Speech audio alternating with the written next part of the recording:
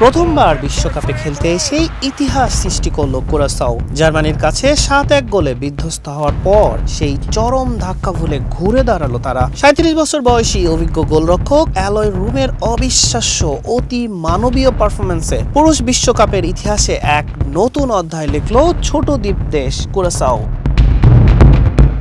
রোববার conscious city স্টেডিয়ামে ইকুয়েডরের বিপক্ষে গোলশূন্য ড্রয়ের ম্যাচে একাই 15টি দুর্দান্ত সেভ করেন তিনি।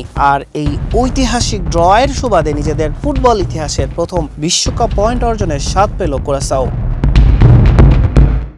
ম্যাচের 75% বল নিজেদের নিয়ন্ত্রণে রেখে কুরাসাওয়ের রক্ষণে আক্রমণ চালায় তারা। 1966 সালের পর থেকে পুরুষ বিশ্বকাপে গোল ছাড়া কোনো ম্যাচে এটি সর্বোচ্চ অন টার্গেট শটের রেকর্ড। ইকুয়েডরে সেই 15টি বুলেট গতির শটের সামনে চীনের প্রাচীর হয়ে দাঁড়িয়েছিলেন অ্যালয় রুম। 90 মিনিটের নির্ধারিত সময়ে প্রতিটি আক্রমণই ব্যর্থ করে দেন তিনি। এবার টুর্নামেন্টের ইতিহাসের অন্যতম সেরা গোলরক্ষকের পারফরম্যান্স উপহার দিলেন।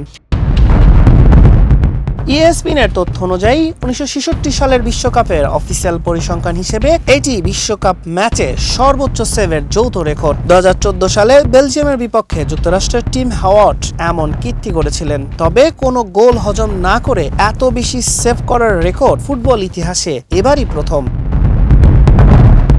আগামী 26 জুন কুরাসাও সর্বশেষ ম্যাচে মাঠে নামবে আইভরি কোস্টের বিপক্ষে। হাসান শাহরিয়ার, মানব কণ্ঠ।